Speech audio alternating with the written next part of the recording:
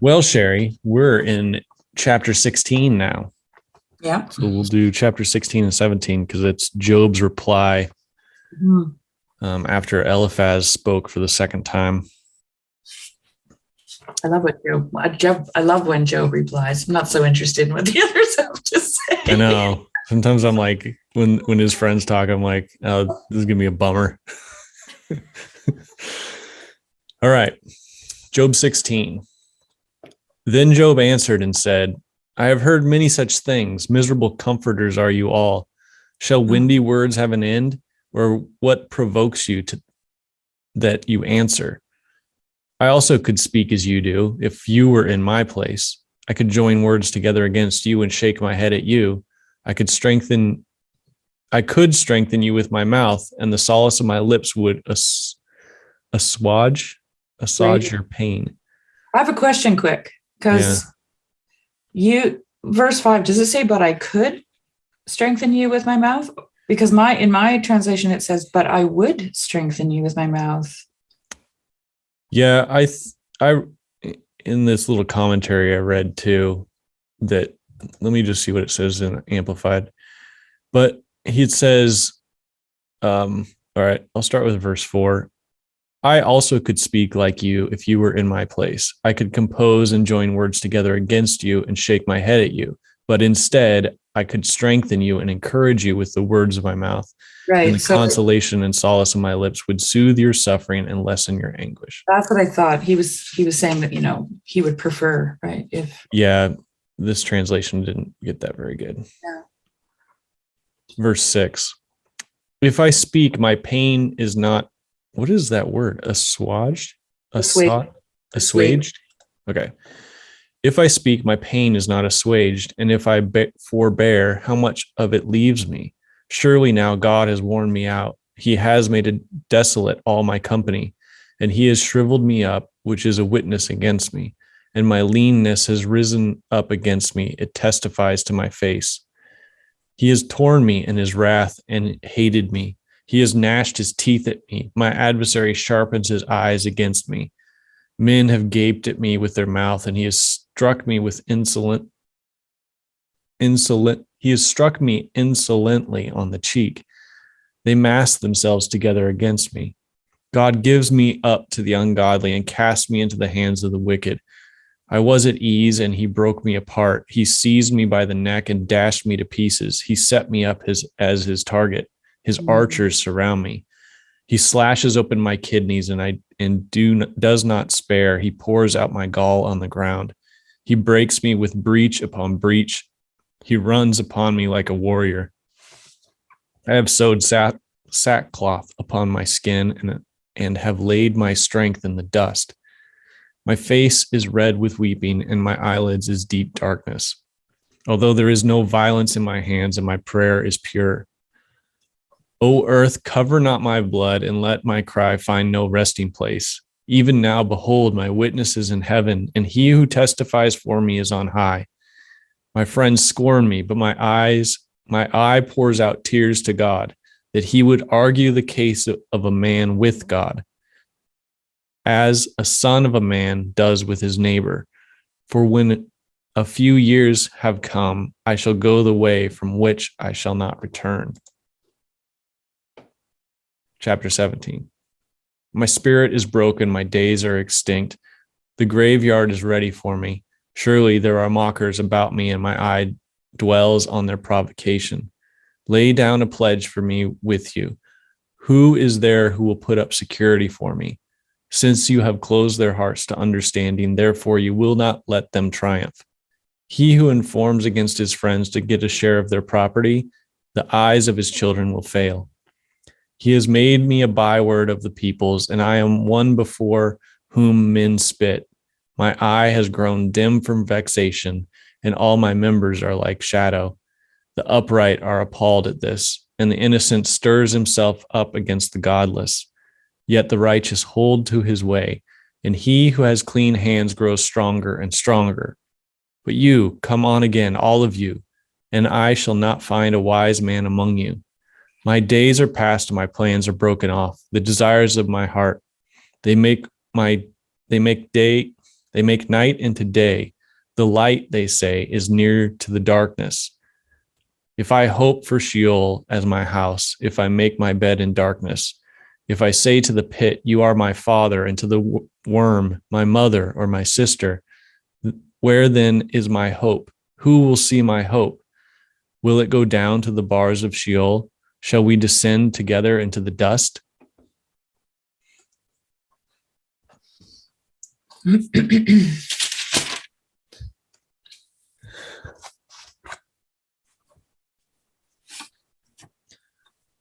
All right. Any starting thoughts? Sucks to be Job. It's just a little levity here. He's not in a good place. Go ahead. This one, there's not much. Well, what I find kind of interesting about it is that he's deepening himself into the absolute poverty of the situation that he's in, right? Like he doesn't resist moving further into it, right? You know what I'm saying? It seems to me that that's what he's doing. Like he's getting into the nitty gritty here with some of his descriptions, of, I was at ease. He broke me asunder. He's taken me by my neck and shaken me to pieces and set me up for his mark. His archers compass me about. He cleaves my reins asunder and doesn't spare and pours out my gall upon the ground.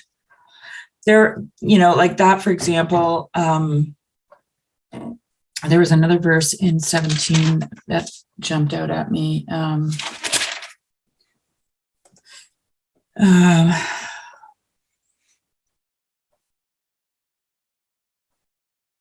He's made me a byword of the people. There's, I don't like doing this very much, but a lot of people would, say, oh, that, those are references to Christ. I think that idea is true. Okay. But what is Christ? Christ is like Pilate said, behold the human being. Yep. That's what he is. He's a perfect human being. Right. And so without treading in that same rut, I would want to say something like, this is how the human being is made, right? And Christ would say these things that Job is saying.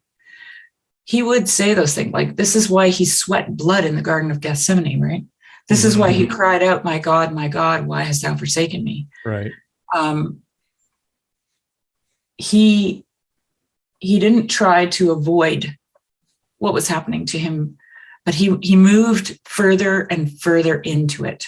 Is kind of what I'm saying. And that is the crucible in which we are made. Right. And that is why it's archetypal of Christ. It's not because Job is like born to represent Christ. It's not that kind of, I don't want to think about it like that.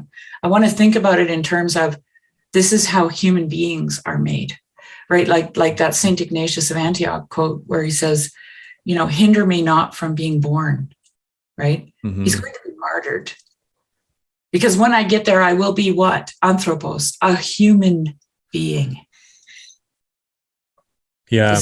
This is where it happens, people. Yeah. Story.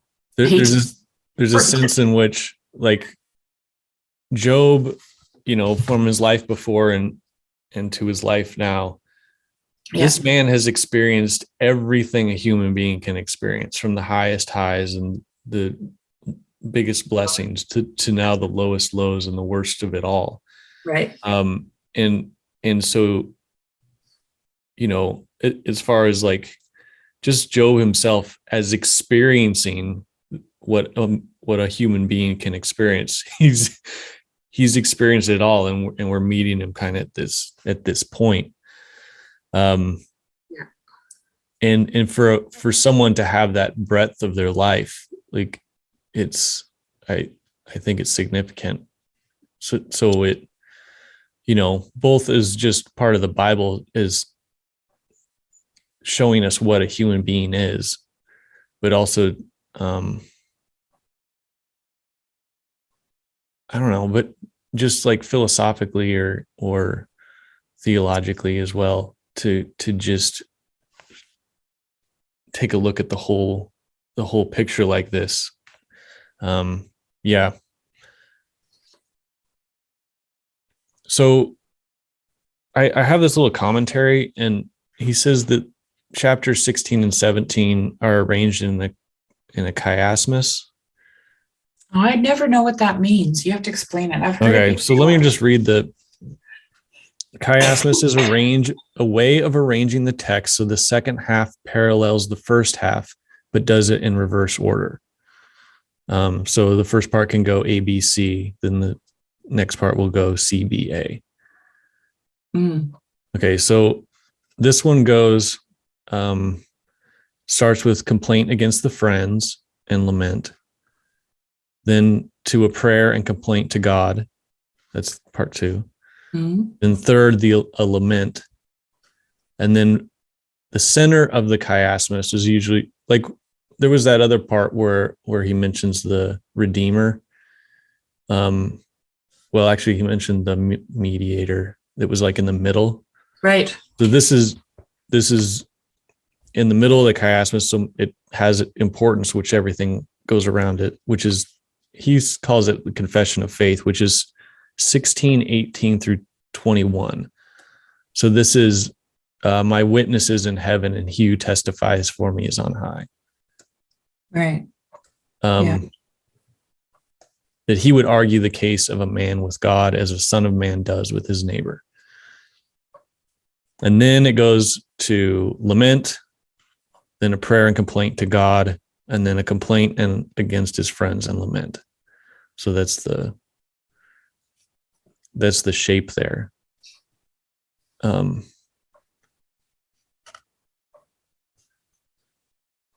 it's paralleling the last one, or is it's like, I'm really kind of dumb when it comes to these kinds of explanations. Sorry. It's what is it paralleling? It does it in reverse order. So like, it's first is a complaint against the friends. Yeah. Then it's prayer and complaint to God. Yeah. Then it's a lament. Then it's his statement, confession of faith. Yeah. Then it's a lament, a prayer and complaint to God, and a complaint against the friends. Okay. So that first part is then reversed order. So like, for example, it would be in this shape. It's a U shape. It would be in this shape, right? Wouldn't it? Yeah. Yeah. I was thinking, what is that thing called where the sand runs through? What's that thing called? An hourglass. Hourglass. I was thinking about that shape this morning for some reason. And it's kind of like microcosm, macrocosm shape, right? And I mean, our hourglass, I don't know. I wanted to actually Google it and find out how the hourglass came to be. Like, was it just a measurement tool, or was it I don't know how to put it, like a mystical, like a way of looking at the world? Because right. What runs through the hourglass is time. Mm-hmm. Right, which is the necessary component, I think, to this revelation, like revelatory process of becoming, right? Like, that's why we're stuck in this constraint of time, right? Yeah, because like, we are the sands in the hourglass, like we are passing through, right? We're going down, and then what's the sands of the hourglass? These are the days of our lives. Okay, I don't know why. Maybe I'm just making something out of nothing, but it was just in my head today. Well, and it also fits that pattern, or the thing we were talking about, where there's this pressure working on him, and there's these movements that he's making internally, and those are the processes that are bringing up these things. And so you kind of have this where he complains about his friends, complains to God, laments, and then right in the middle you have this statement of faith. Yeah. And then it kind of releases again. And we keep seeing that with Job, like we talked about last time, is these waves that would come up and down. Oh my gosh! Okay. Yeah. I'm sorry, but that's birth. Oh yeah. It's Right? Contractions. It's total contractions. Yep. And then this narrow point in the hourglass is the narrow gate. Yeah. Well, or in that, almost like these bright, shiny points is like Job's getting pushed towards something. Yes. You can take a glimpse of it and then the pressure releases. You know this the whole time. Well, I've thought about it before. Because when you said waves, I'm just like, hello. That's what contractions are like. They come in these waves, Yeah. I was, well, and it's pushing everything towards this narrow gate. Yep. Right? Yep. And I believe that Job is the story of the creation of a human being. I know. You said it at the very beginning. So it's like, this is so good. No wonder you wanted to talk about that. Like, I mean, there's, I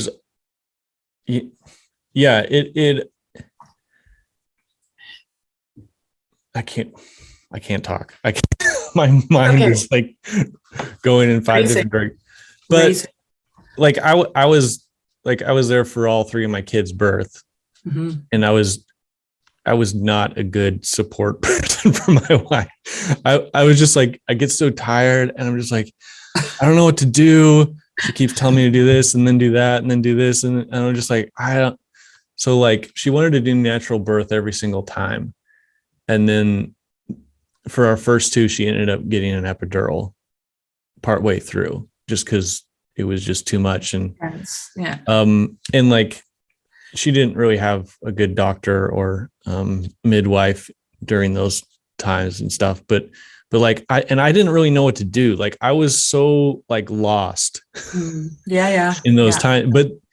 But then the 3rd time we had a really, really great midwife. Yeah. And she was there almost the whole time that when we came into the hospital. And then there was also like a birthing tub that was available that wasn't available before. Like, we were just in the hospital, like we were just walking around and stuff. But that made and she did it totally natural the 3rd time. And she didn't give birth in the tub. She gave birth on the bed, but it was a different experience. But like, those contractions and stuff. And, as Job's getting pushed and he's getting these glimpses of these things, starting to see the light. Starting to see the light and feeling the pressure. Yeah. But we even get a little bit of a birth metaphor in the beginning when we were talking about the hedge of protection. Like, that hedge of protection is a womb, and the metaphor doesn't exactly line up, because there's a way in which when Job leaves the hedge of protection, the first thing he does is he cries. He's like, leaves the womb. And what does a baby do when they first? Right. They just cry. And that's what Job is doing when he's just crying. Yeah. Yeah. This is also like, it maps on so well to the creation story too. Like, the garden and being pushed out into the thorns. And I mean, that's a short little, and there were thorns, right? But that's like everything about pain and suffering that there is. Yeah. Just like, well, let's just condense it to thorns. Thorns works. Yeah. And in iconography, that's what it is. It's thorns. Mm-hmm. Whenever you see thorns present in iconography, it represents pain and suffering. Right. So anyway, what was I going to say about that? Yeah, just this idea. This is why when I started thinking about Job, I right away was like, oh, that's so interesting, because like Job is also almost in the middle of a Bible, Yeah. right? Mm-hmm. I don't know who put the order together, but I think it's pretty much stayed the same for thousands of years, right? Well, yeah, Hasn't I don't been know. shifted around too much in the Hebrew scriptures. I'm just guessing, but I don't know if they kept them in an order or not. like these ancient texts, like this is what we mentioned the other day. Like we're just missing so much stuff here because we don't know the shape of the thing, right? Mm-hmm. And like when they wrote these things, they didn't just write down words. They wrote down there was a shape, there was an order, Mm-hmm. there was numerology Mm-hmm. was in there. Like there's so it's just like super condensed information, right? Yeah. And but you can also see it even if you don't know all that stuff. Like you can also get the gist, right? You can get a sense of those waves that were moving through Job. Like, right. And you can also get a sense of I think if you just think about it a little bit of the creation story mm-hmm. being repeated in a new way. Yeah. Well, I mean, Job, More personal, maybe. There's three main creation stories in the Old Testament. There's Genesis 1 and 2. Yeah. There's Psalm 104. I can't remember exactly. And then there's God's speech at the end of Job. And you know, since like God's speech is full of birth metaphors. Mm-hmm. It's yeah. So yeah, it's all about creation. It's all about, you know, the sea is, you know, is the sea is born, and then God wraps it up. Mm-hmm, mm-hmm, mm-hmm. Wow. So yeah. Awesome. Yeah. And so there's something too that because this was written in this sort of chiastic structure, you know, I guess that the other parts of Job weren't written in the same structure. Like they do have like similar things, but it seems like this takes on like where the waves that were you know, moving in Job have kind of taken on a little bit of an order here. Like it's a little more structured. Right. It's a little bit more like you can sort of feel the shape of it better. Yeah. It's like that in childbirth too, because in the just thinking about this now, like when, you know, when it starts, you're like, oh, what's that? What's that? And then it goes away. And then, you know, maybe an hour or so later, like, oh, you know, and all of a sudden this pattern starts developing, right? Because and then it's like every 2 minutes or every 5 minutes. Mm-hmm. Yep. Yeah. Yep. All right. So the first part is his complaint against his friends. I've heard many miserable things. I've heard many things, such things. Miserable comforters are you are. Shall windy words have an end? This is that. He's like, this is like Eliphaz saying, like, you big windbag. He's like, oh, you're the windbag. I'm not the windbag. You know, when I listened to the rabbi, I listened to a rabbi yesterday talking about the book of Job, and he actually used the word windbag. He said, essentially, I was like, yay, I use that word too. Yeah, I just wanted to mention something that the rabbi said, which I thought was interesting, was that I think there is like a tradition, I don't know what you call it in Judaism, on that says that Moses wrote the book of Job. Yeah, I heard as that. A novel, as a novel, like to kind of work out what the hell just happened. Yeah, and it's you know, Job wasn't Jewish. No. And so he doesn't have all the traditions of the law, and so it's almost like the story of humanity.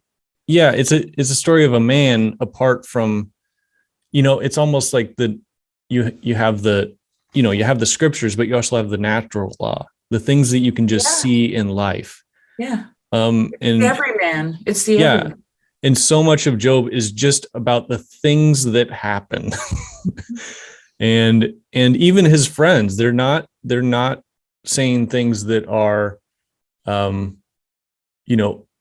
overly like they're not quoting scriptures at him and stuff. They have like kind of a general tradition that would have been common for ancient people back then, but it's even that those ideas are even common now. Like it's not, his friends are religious in kind of this sort of like everyman religious sense. Yes. Yeah. Yeah. Well, they're moralizers, right? This is essentially, I think. Right.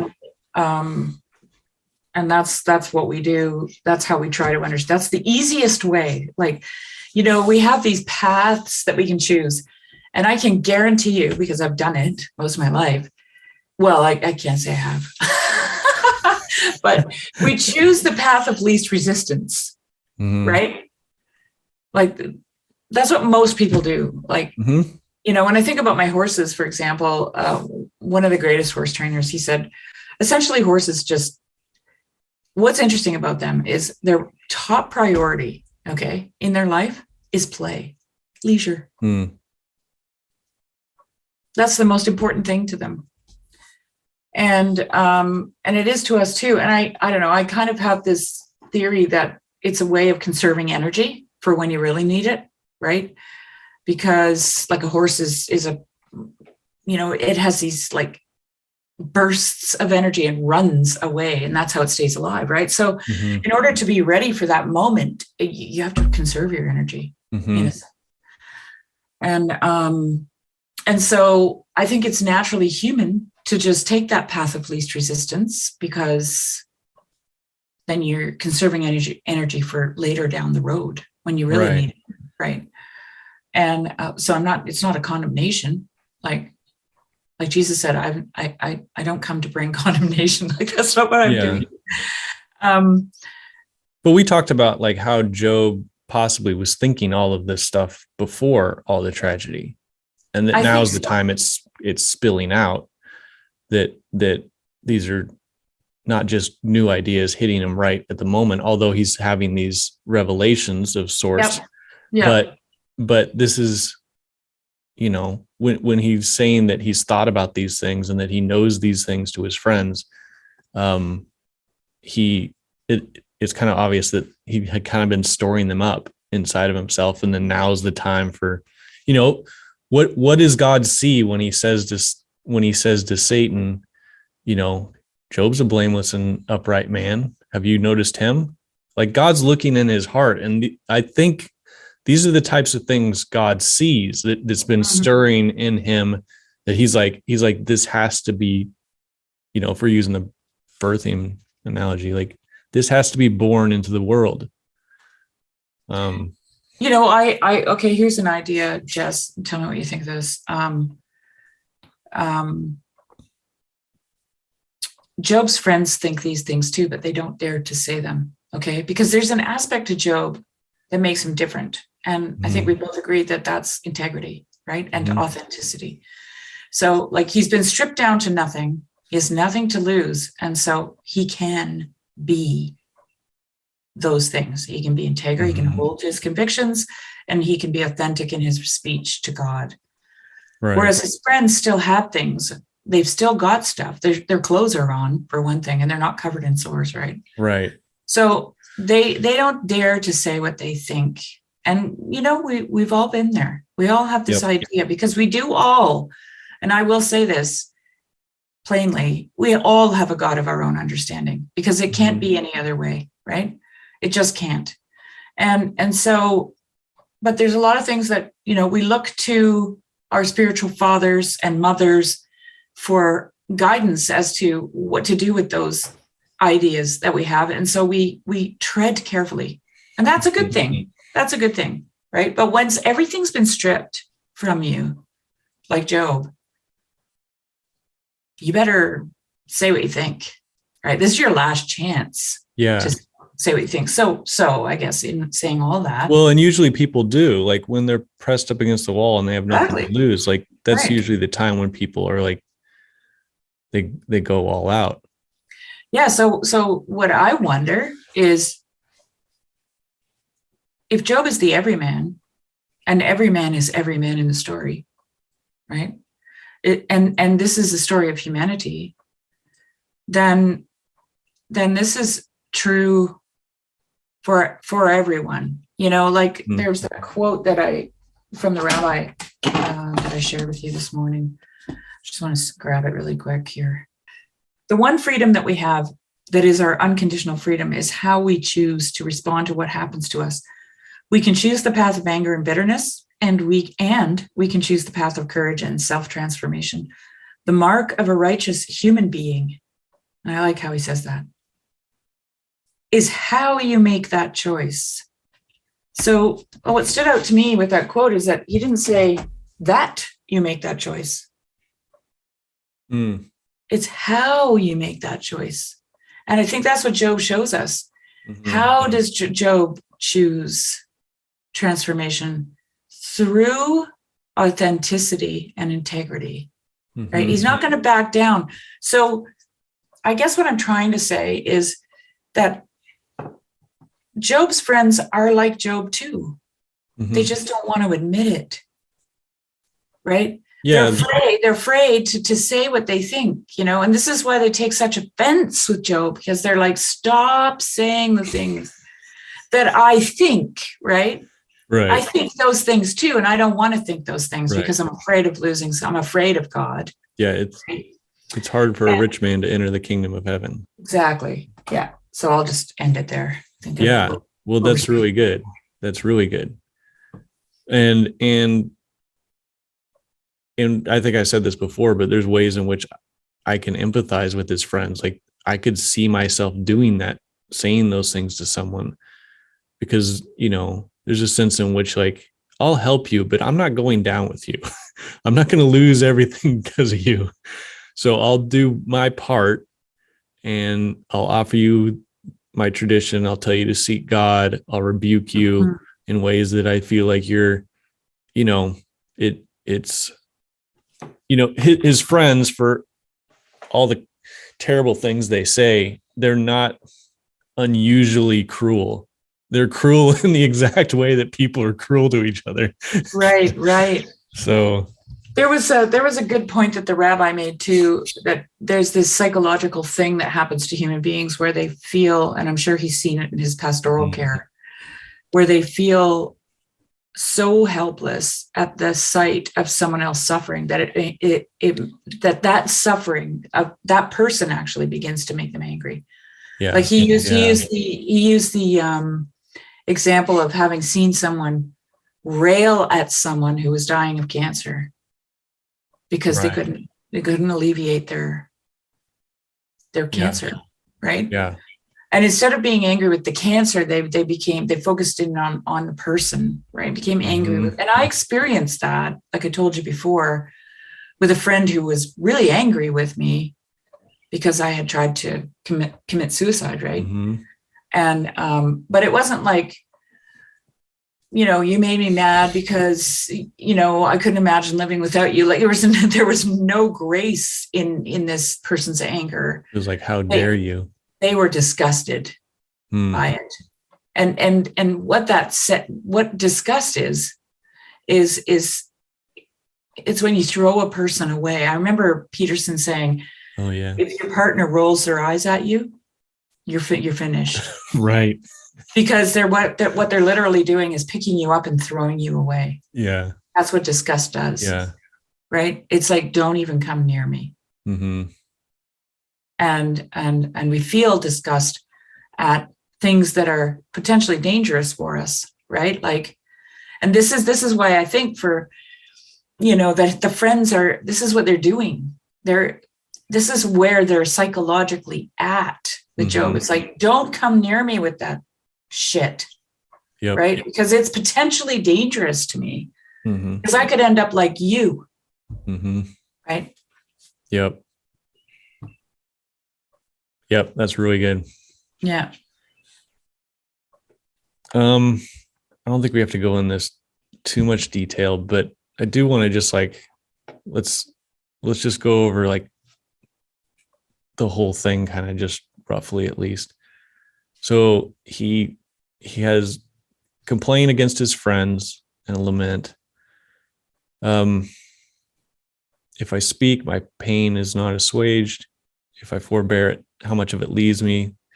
Surely God has worn me out. He's made me a desolate company. Then he goes into this metaphor where he's like, he torn me in his wrath and hated me. He's gnashed his teeth at me. Like God's like this wild animal.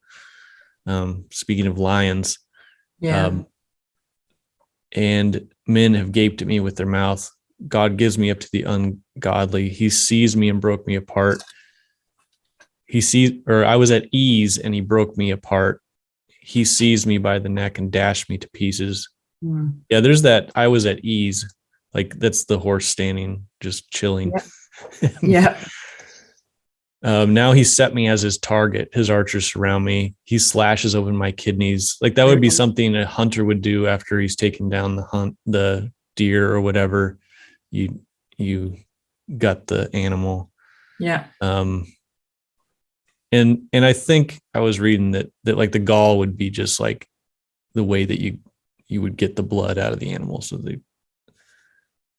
Well, the gall is actually, so the gallbladder contains the gall, and when you've killed an animal and you're gutting it, you have to be really careful not to hit that thing because you can poison all the meat with it. right. So, because super toxic, what's right. in there? Yeah. But I thought I was reading something where they said that this word, even though it's translated gall, they weren't specific about. I don't know how they know that. It says here in mine, any bitter or poisonous substance, such as blood. Okay. So do you think that refers to some of what he's saying, like pouring out of the bitterness of my heart? No. That gall being poured on the ground? I don't think it has anything to do with what he's actually saying, because God doesn't condemn what he says. But I think it has to do with just the plain fact that we're full of poison.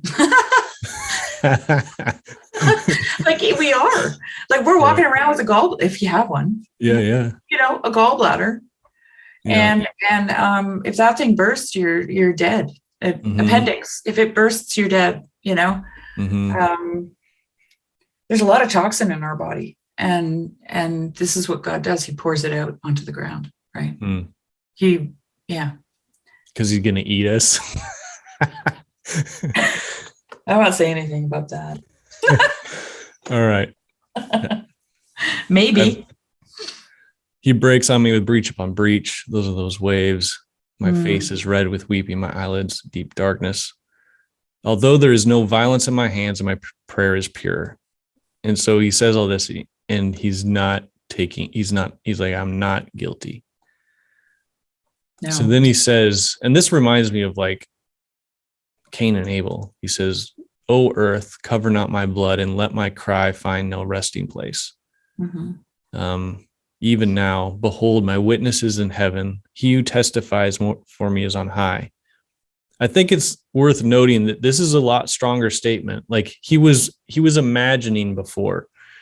He was pondering. He was like, perhaps there could be a witness. Yeah. Or what I need is an arbiter. Right. But this is like he's like saying, my witness is in heaven. Right. And he who testifies me is on high. Testifies for me is on high. Yeah. That's all he's got left now. Like maybe he's just kind of realized that, these guys are hopeless. They're never gonna, they're never gonna be there for me. Like, because he says right after that, my friends scorn me. He's like, my witness, he's in heaven because everyone else is scorning me. No, they're gonna hang on to they're gonna, keep hanging on to their theories. Yeah. And then he says that he would argue that case of a man with God as a son of man does with his neighbor. So this would have been something that would have been like if you had a dispute with your neighbor, the men would get together at the gate of the city and they would sort it out. There would be a judge there, or they would have the elders make a decision, or however it was, but they would talk face to face. And so this is really important going on, because Job is actually going to be preparing. He did state his case earlier, but he's going to even like prepare it later on, and then he's going to make a long speech at the end that basically he's like, this is my case, and he's just going to outline it point by point, just like he would in like a courtroom. Right. You have to bring it, and it's got to be organized or whatever. So not only does he talk about the witness, he then says that he's going to bring this case, and then for when a few years have come, I shall go the way which I shall not return. He's like, I got nothing to lose. Yeah. And then that's the center part of the chiasmus, and now we're on the other side of it, where we go into the lament, and then another prayer and lament to God, and then another complaint against the friends, where he says, but you come on again, all of you, and I shall not find a wise man among you, in verse 10.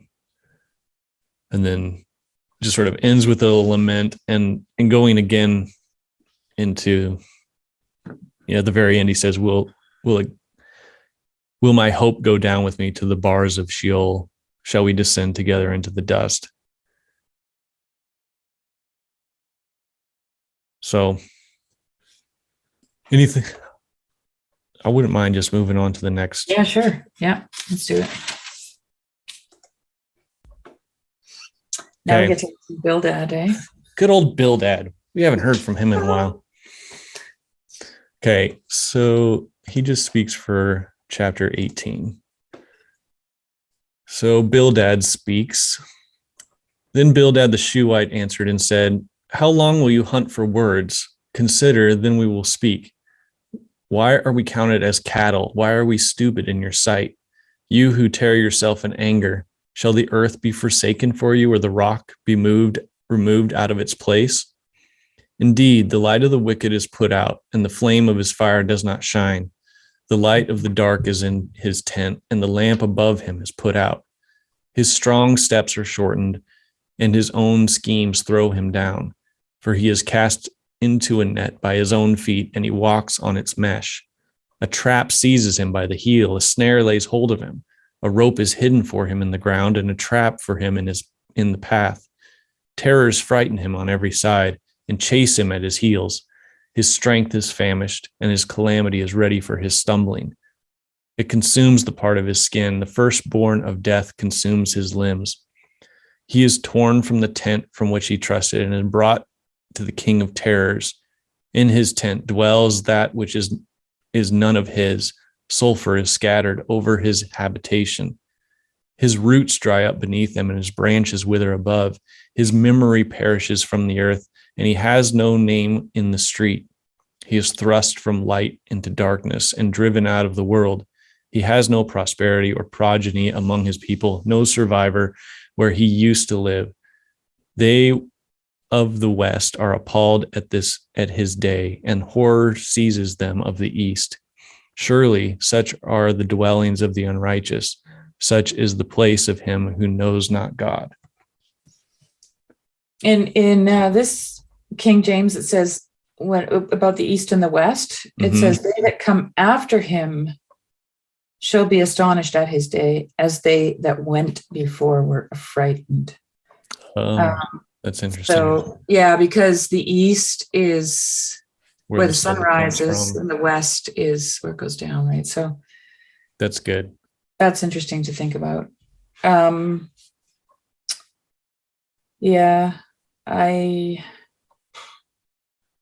Well, it's one thing to notice, or one thing I noticed is that he's kind of pulling on some of the things we've heard before. So again, we get the tree metaphor. His roots dry up beneath him, his branches wither above.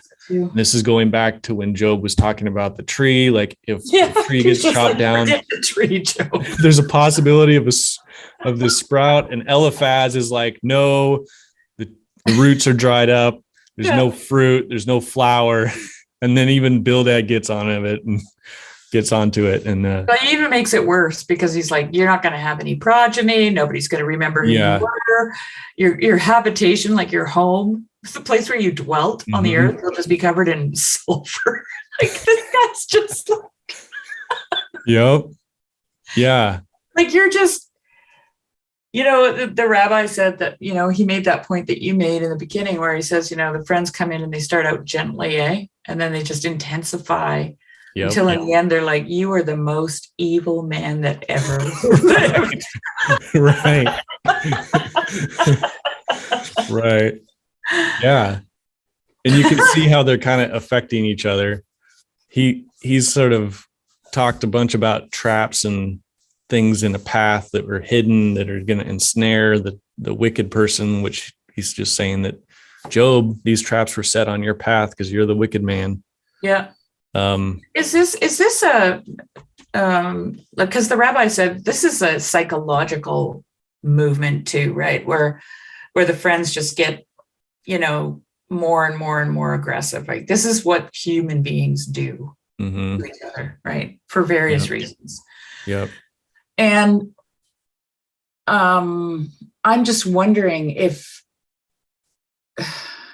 like Job has this, his world is very open, right? Like he's entertaining all kinds of possibilities. There's no boundaries in Job's world. Yeah, like maybe the tree will send up a shoot, maybe there's life after death.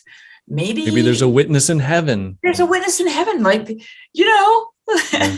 and they're all like closing all the doors, right? They're just closing all the doors. And I wonder if this is also like an evolution of religion, in a sense, right? Where it goes from being kind of this like, how do I put it? You've got this law of retribution and everything's balanced and everything's good and everything, right? Then it moves towards. Oh yeah. Like, like if they come into contact with someone like Job, who's just like, well, what if, and they entertain these crazy ideas, then it just reciprocally narrows. Yeah. Right? It's got to clamp down to keep everything really under control. Controlling, and then talk about the fact that you're just a piece of shit. Right. Well, he kind of alludes to something happening. He's in verse 4 when he says, "You who tear yourself in anger, shall the earth be forsaken for you, or the rock be removed out of its place?"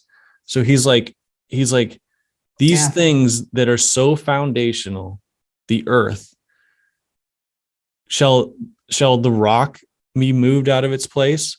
Are you going to move all of the universe? Because our universe is the doctrine of retribution. That's the world we live in. Right. We live in the world of justice and righteousness and wickedness. Are you going to just move all of that? Yeah. Yeah. And so this is his friend feeling this sort of shaking.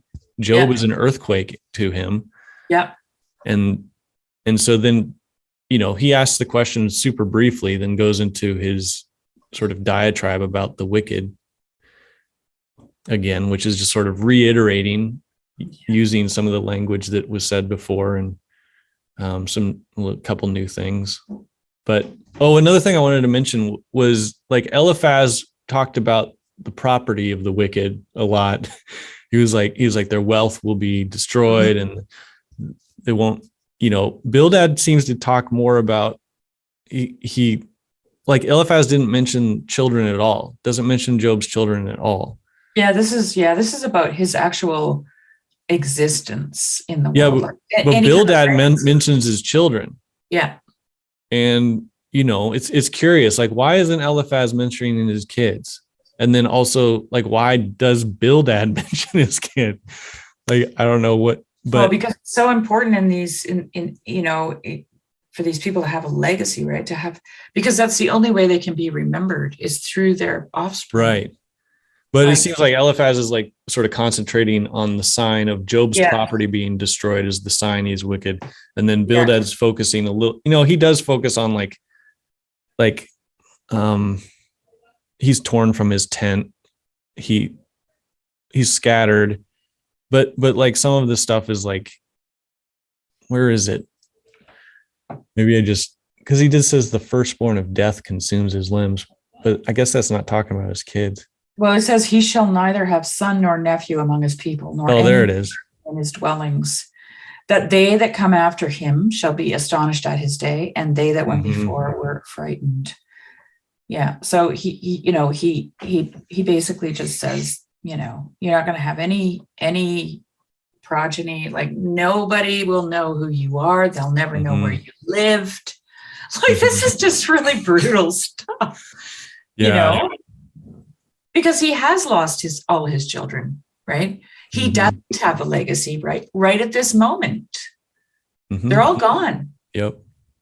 And so it seems like Bildad is kind of pushing that whole narrative that wicked people don't get remembered. Yeah. And because you're not going to get remembered, it's proof that you're wicked. You're wicked. It's just that easy, right? Just come on. Or just do the math. Yep. Yeah.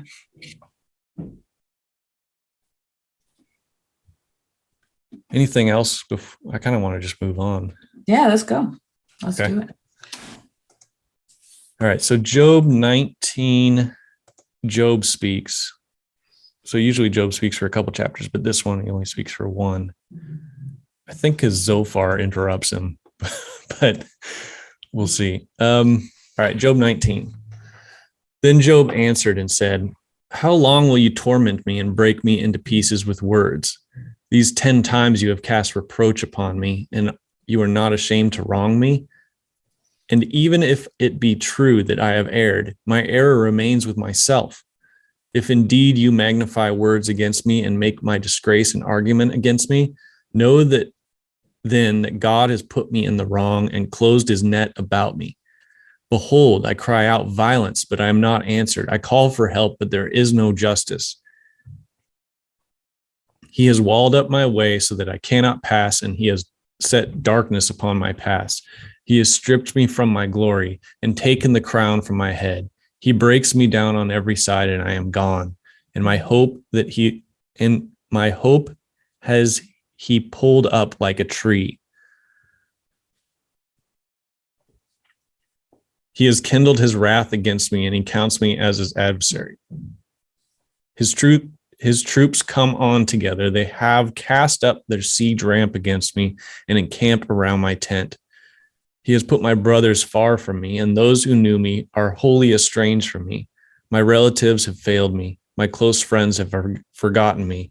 The guests in my house and my maidservants count me as a stranger. I have become a foreigner in their eyes. I call to my servant, but he gives me no answer. I must plead with him with my mouth for mercy. My breath is strange to my wife, and I am a stench to the children of my own mother. Even young children despise me. When I rise, they talk against me. All my intimate friends abhor me, and those whom I loved have turned against me. My bones stick to my skin and to my flesh, and I have escaped by the skin of my teeth. Have mercy on me, O you, my friends. For the hand of God has touched me. Why do you, like God, pursue me? Why are you not satisfied with my flesh? Oh, that my words were written. Oh, that they were inscribed in a book. Oh, that with an iron pen and lead they were engraved in the rock forever. For I know that my Redeemer lives, and in the last he will stand upon the earth. And after my skin has been thus destroyed, yet in my flesh I shall see God, whom I shall see for myself, and my eyes shall behold and not another. My heart faints within me. If you say, how will we pursue him? And the root of the matter is found in him. Be afraid of the sword, for wrath brings the judgment of the sword, that you may know there is a judgment. Is there a shape to this one? No. No shape. No cool shape.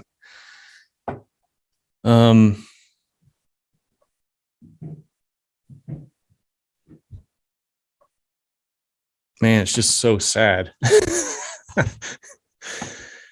all goes through all the people that have left him, forgotten him.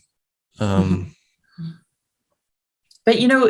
as much as he talks about how hard God is on him, he knows that God is the only one who knows that he exists. Right? Like before that, it's kind of like those nightmare films, or not nightmare, but the idea that you never existed and you go back and nobody knows who you are. Like I'm thinking about It's a Wonderful Life, that movie, where the angel, where he wishes he was never born. Like, I wish I never existed. Yeah. I never was born. And then, so then he gets that experience, right? And he's desperate for everyone to know who he is, and nobody knows who he is, and it's such an alienating and terrifying experience to be somewhere and nobody remembers you, right? But even though, so he clings to God, it seems, even though God is, doing all this to him, because he's the only one who remembers him. There's that. Yeah. And though after my skin worms destroy this body, yet in my flesh shall I see God, whom I shall see for myself, and my eyes shall behold, and not another. Right? Like, that reminds me of the story of Stephen when he's being stoned, and he looks up and he's like, I could see him going, and they just get even more angry and they pick up more stones and they kill him. Yeah. Yeah. It's like that kind of thing. Yeah. It is that kind of thing. Yeah. And man, I almost I got choked up when he said in verse 10, he breaks me down on every side and I'm gone. Yeah. And in my hope, and my hope has he pulled up like a tree. Yeah. So he's like, his friends have kind of worn on him, like his little tree metaphor, his little hope for a little sprout. His friends kind of just destroy that. And he's like, I'm broken down. He's pulled it up like a tree. Like it's just gone. Yeah. And then the other part, which got me, was when he was saying, have mercy on me. And then he repeats it again, have mercy on me. Yeah. Yeah. But, in all that, there's this feeling of alienation where nobody knows him anymore, even his wife, right? Like he says, my breath is strange to my wife. Yeah. Right. And yet, even though God, it's like that verse before that we read that was a little ambiguous, where even though he slay me, yet I will hope in him or trust him or whatever. Yeah. Or he has destroyed my hope.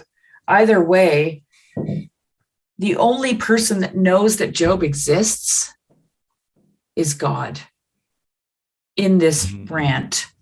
Right. Yep. And how does Job know God knows he exists? Because he's focused in on destroying him. Think about it. Right. Right. Well, it's that. That's how Job knows that the only one who knows he exists is God. And so he clings to that because that's his claim. Right. It's like, no, I'm here. I'm something. Right. Mm. Did we talk about that before in the previous video where it was like, it's like God save me from God? You're praying to one part of God because the other part of God you felt like his. Yeah. It's a desperate imploring for a recognition of the value of your existence. Right. And like his friends have completely dismissed him as a piece of shit at this point. Like they're well on their way to that, right? Yeah. The most evil man who ever lived was his words. And And, like Job constantly uses this, he's the watcher, he's the hunter, he's pierced me with arrows, he's right. So you get this sense that God is on to him, right? Like he's got Job in the center of his visual field. And so that is a comfort to Job, interestingly enough, even though he's being targeted by God, right? But he knows, I don't know if I can say this the way I want to, but he knows that even in that targeting, he's being seen. Yeah, you've been talking about that, and I think there's something to it. Yeah, for sure. I talked to somebody today, and they said they're in a difficult place, of suffering, and they just said they just feel so defeated. And I immediately thought about Job when he had his face in the dust and he just made himself so small, right? Yeah. God loomed large over him. Yeah. And that is really that's what it looks like. That is reality. Right? When Satan says he's just like a bug, he's just a little insect. Yep. That's also reality. Right? And so this picture you have of Job just conquered down, this just tiny little insect, and God just looming over him, right?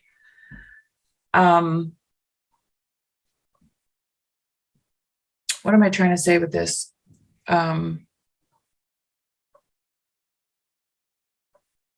There's a comfort in that.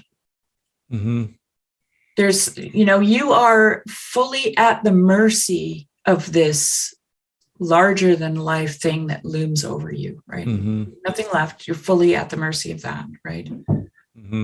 And I think that, this gets to the whole idea of learning to question what is happening for the purposes of transformation. Right.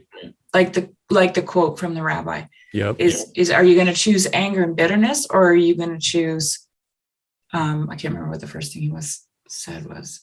I can't remember either. Humility and transformation. I have it right here. Courage.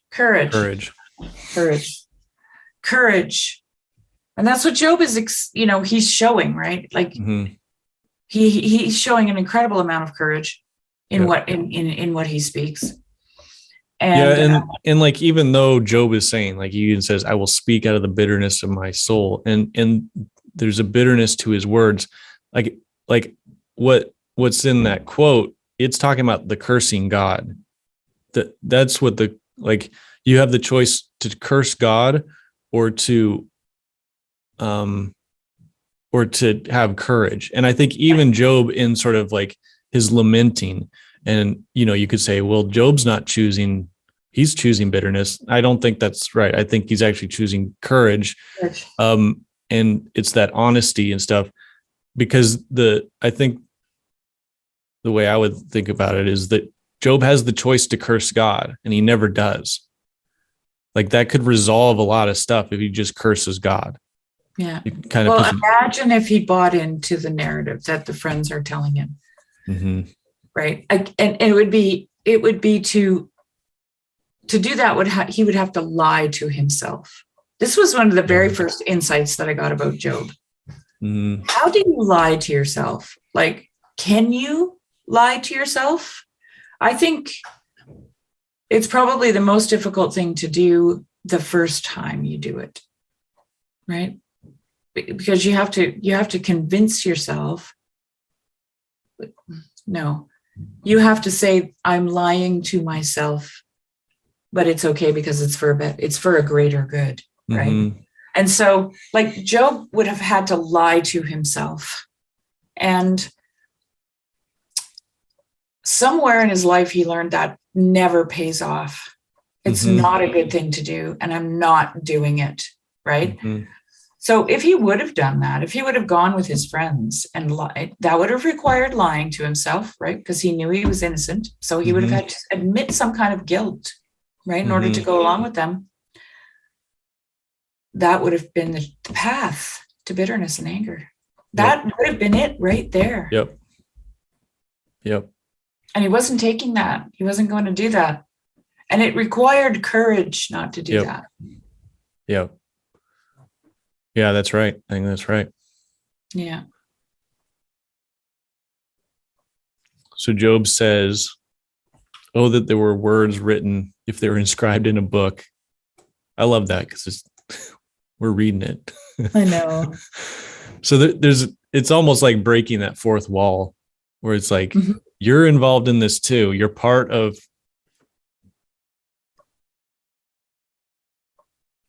witnessing what is happening. Yeah. Yeah. And then he says, for I know my Redeemer lives. At last he will stand upon the earth. So I have this book. It's by Dr. Dwayne Garrett. I think so. Anyway, he knows the Hebrew, and he actually says that this part is tricky to translate for whatever reason. And he translated it here. It's not a whole lot different, but I thought I'd just read it. Yeah. So this is verse 25 through 27. It says, I know that my Redeemer lives, and that the final one, capital F-O, so as a title, I know that my Redeemer lives, and that the final one will rise over the dust. After they have done away with my skin from my flesh, I shall have a vision of God. I will have this vision myself. Wow. My eyes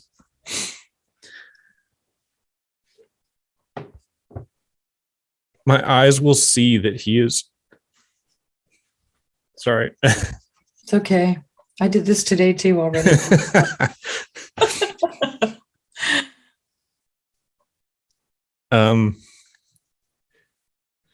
My eyes will see.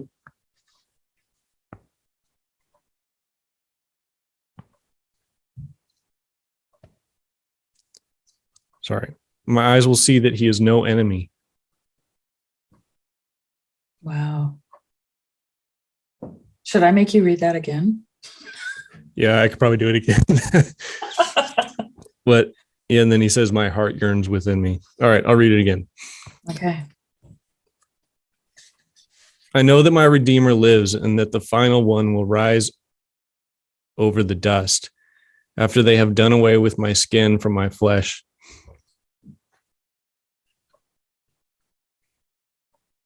Jesus, is hard to read. After they have done away with my flesh, after they have done away with my skin from my flesh, I shall have a vision of God.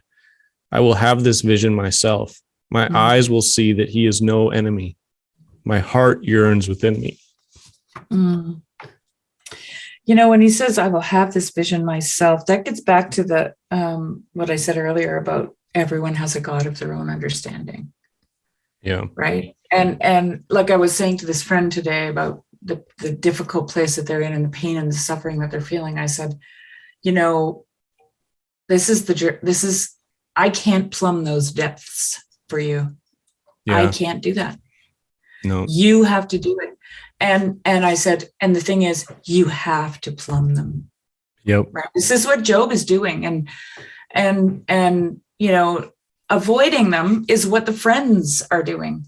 They're avoiding. They're making a big detour around that pit in the ground, right?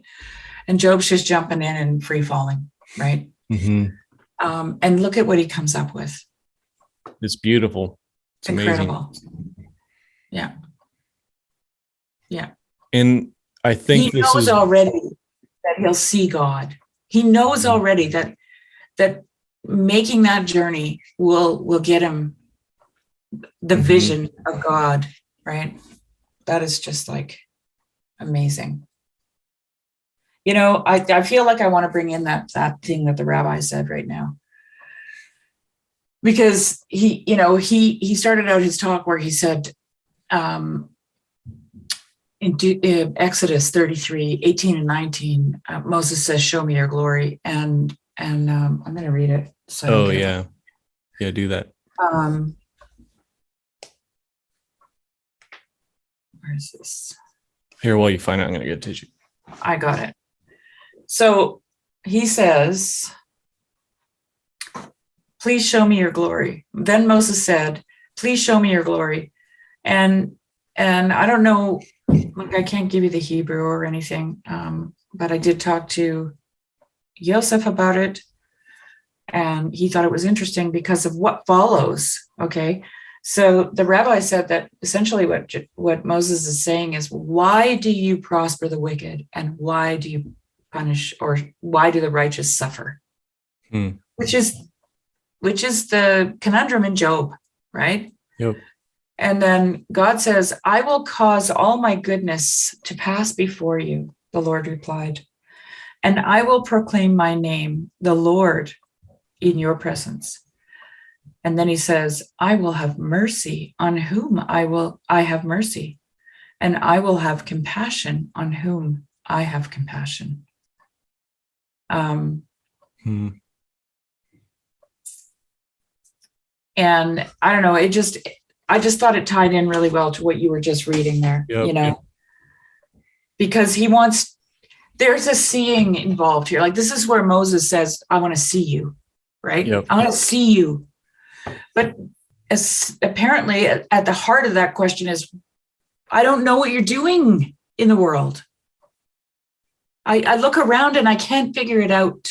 It doesn't make any sense to me. And that's what he really wants to see, right? And I don't know why it's translated glory, but it kind of makes sense. It is a glory, right? Because it's glorious. Yeah. That is God's glory. It is. Yep. Yeah. Well, in Christianity, that's why God's glory is shown on the cross of all places. Right. Yeah. Yeah. Yeah, that's great, Shari. Mm-hmm. So then he says, right after this, he says to his friends, if you say, "How will we pursue him?" and the root of the matter is found in him. So, like, if you're going to go after me and you think the problem is in me, he says, "Then be afraid of the sword, for wrath brings the judgment of the sword, that you may know there is a judgment." Yeah. And this is why I think actually Zophar is interrupting him, at least in my mind, because this is the shortest Job has spoken since, well, he speaks just for a single chapter and at the very beginning. I think Zophar's had enough. Like, it's like when Stephen says, "Behold, I see him sitting at the right hand of the Father," right. And they gnash their teeth and they stone him to death. That's the vibe I'm getting from Zophar. He's the guy that was like super harsh at the last one, eh? Yeah, he's the commentary, Dr. Dwayne says Zophar's angry. He's like, he even titles this next response as Zophar's outrage. So let me just read it. Yeah. Then Zophar the Naamathite answered and said, "Therefore my thoughts answer me because of my haste within me." So he's like, yeah. Yep. "I hear censure that insults me, and out of my understanding, the Spirit answers me. Do you not know this from old, since man was placed on the earth, that the exulting of the wicked is short, and the joy of the godless is but for a moment? Though his height mount up to the heavens, and his head reach the clouds, he will perish forever like his own dung. Like who have seen him will say, 'Where is he?' He will fly away like a dream and not be found. He will be chased away like a vision of the night. The eye that saw him will see him no more, nor will his place any more behold him. His children will seek the favor of the poor, and his hands will give back his wealth. His bones are full of his youthful vigor, but it will lie down with him in the dust. Though evil is sweet in his mouth, and he hides it under his tongue, though he is loath to let it go and holds it in his mouth, yet his food is turned in his stomach. It is the venom of cobras within him. He swallows down riches and vomits them up again. God casts them out of his belly. He will suck the poison of cobras. The tongue of a viper will kill him. He will not look upon the rivers, the streams flowing with honey and curds. He will give back the fruits of his toil and will not swallow it down. From the profit of his trading, he will get no enjoyment. For he has crushed and abandoned the poor. He has seized a house that he did not build. Because he knew no contentment in his belly, he will not let anything in which he delights escape him. There was nothing left after he was eaten. Therefore, his prosperity will not endure. In the fullness of his sufficiency, he will be in distress. The hand of everyone in misery will come against him. To fill his belly to the full, God will send his burning anger against him and rain it upon him into his body. He will flee from an iron weapon, and a bronze bow will strike him through. It is drawn forth and comes out of his body. The glittering point comes out of his gallbladder. Terrors come upon him. Utter darkness is laid up for his treasures. A fire not fanned will devour him. What is left in his tent will be consumed. The heavens will reveal his iniquity. The earth will rise up against him. The possessions of his house will be carried away, dragged off in the day of God's wrath. This is the wicked man's portion from God, a heritage decreed for him by God.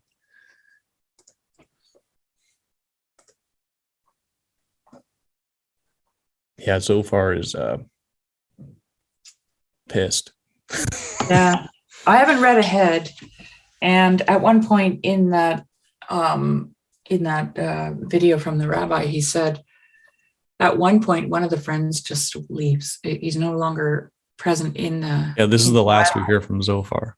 Okay, so it's Zophar, right? Because I thought it must be Zophar because he said, and the rabbi said he figures he just stomped off. He was just like, enough of this crap. Mm-hmm. Not listening anymore. Yeah. Yep. And it's interesting. This is the first time we hear the poison of cobras and snakes and that imagery. Yeah. And it comes from him. I don't know. He just doubles down on this idea that the wicked just don't prosper. It's not possible. And they actually get wiped off from the face of the earth and no one ever remembers them again. Yeah. And well, he says, even if they do, it's for but a moment. Yeah. Their eternity is that of destruction. And yeah. And what was it? I hate to make you read that again, but I really need to hear that in that quote. Yeah. When he says, after he says, I know that my Redeemer lives. What does he say after that again? I'll just read the whole thing if I can make it through. Yeah. I know that my Redeemer lives and that the final one will rise over the dust. After they have done away with my skin from my flesh, I shall have a vision of God. I will have this vision myself. My eyes will see that he is no enemy. My heart yearns within me. Okay, so that's what inflamed Zophar. Yeah, that's what I'm saying. Like, it's like that when Stephen says, I see the Son of God sitting at the right hand of his Father, and they're like, yeah, no way. Go into rage mode. Yeah, you can't see that. Yeah. You don't get to see God, but I don't get to see God, right? Mm-hmm. Interesting. Because that's what it seems like he's really pursuing that line of thinking, like you're not coming back, you're not having any visions, it's like he shall not see the rivers, the floods, the brooks of honey and butter, that which he labored for shall he restore and not swallow it down. Like, you don't get any second chances. Mm-hmm. You're not getting any of this stuff. It's not, you're not having any visions of God. And because perhaps, if he was to have a vision of God, that would mean some kind of restoration. And they're deducing that because of the total destruction of his life, as Job, it's interesting. As Job goes on in his thinking, he kind of goes, well, wait a minute, maybe I get a second chance. Well, maybe if there's, maybe the tree can come back to life, or maybe there's life after death, or, maybe when I'm gone, I'm actually going to see God, right? In this last thing that he says. Yeah. And what the friends do is they look more closely at the actual material situation that he finds himself in, and they go, wait a minute, his family's gone, his house is gone, his health is gone, his business is gone. Like, nobody's going to remember this guy. Oh my God, he's got to be the most wicked, right? Yeah. What does someone have to do to deserve all that? They start tallying up all this destruction, and they start going, oh my gosh, he's the worst. Yeah. They just go off in the other direction. Yeah. Completely. Two different directions completely. Yeah. And he's really, like, there's a lot of accusations in here. Like, so he says in like verse 12, though evil is sweet in his mouth, though he hides it under his tongue. Yeah. Like he's like being deceitful in his speech. Yeah. Watch out for the guy. Let's see. He swallows down riches and vomits them up again. Well, and even this in verse 16, where he says, he will suck the poison of cobras. Yeah. Like, usually the cobra bites you, but this is like an image of him like sucking up the venom, like him, like it's so disgusting. So terrible. And that would be like, there's a comment here. It says, verse 16 is unusual. It literally says he will suck the poison of cobras. The tongue of a snake will slay him. This is a peculiar way of being bitten by a snake. It may be that Zophar is saying that the wicked participate in their own demise by voluntarily giving themselves to the serpent. The tongue of the snake naturally recalls the speaking snake in Genesis 3, but just that's just that imagery is like just horrible. He's like Satan himself, almost. Like, I mean, not in their minds, but just in the more modern image. Like, it's like, okay, wait a minute. He's actually not just a wicked man. He's sucking the poison out of the viper. He's a Satanist. He's like a demon worshiping. Yeah. Because like through, though wickedness be sweet in his mouth, though he hide it under his tongue, right? Like, he's super deceived. The whole time he's been deceiving us. And now we see for real what. Now we know God has revealed it, right? Yep. Yeah. Man, what a sentence on Job. It's lucky he didn't just do away with him right at that moment. I know. And then verse 20, because he knew no contentment in his belly, he will not let anything which delights escape him. So like, it's like Job, you were so greedy. Yeah. You were so deceitful and so greedy. And now this is what, then he lays out all these. Isn't it interesting how they can twist? So if you think about it beforehand, when Job was prospering and everything was great, they were like, well, God's blessing him. Right. And so he's a godly man. And now they've turned all that blessing into deception on Job's part. Like, how their logical reasoning has so twisted their own idea. Their own idea. Now, they've twisted it and turned it and squished it, and so it fits into some weird box. I don't even know what, because how. So now they're saying that all of that blessing that they perceived in Job was actually a deception on Job's part. And Job was like Satan himself. Right. I got to find this quote from that Chesterton thing. But it I don't know if I can find it, but I got the gist of it, which is he says that basically, like, if good men should be rewarded, then the next, like, what is it? He's like, if we're supposed to reward good men and make them successful, he's like, the main error that people will make will be just to do what's easy, not to make good men successful, but to just look at successful men and just call them good. Right. Yes. Yeah. And so he was like, he said something like, put off the heavy work of actually making good men successful and to just call successful men good. That was the easy. This is this easy way out, right? Like this is this path of least resistance. Yeah, you don't have to deal with anything. You're trying to just resolve everything. You don't have to wrestle with it. You don't have to hold anything in tension, right? Mm-hmm.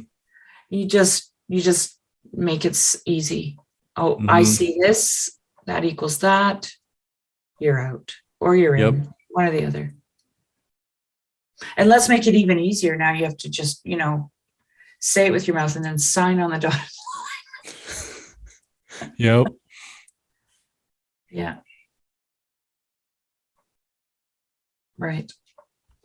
All right. Well, that's all we have planned for today. Yeah. Any final thoughts? No.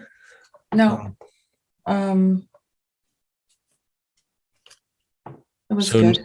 Next time we'll get into the third cycle and things really start to take off. Cool. We're almost halfway. Yeah. Yeah. All right. Thanks, Shari. Yeah. Thanks, Jess. Bye.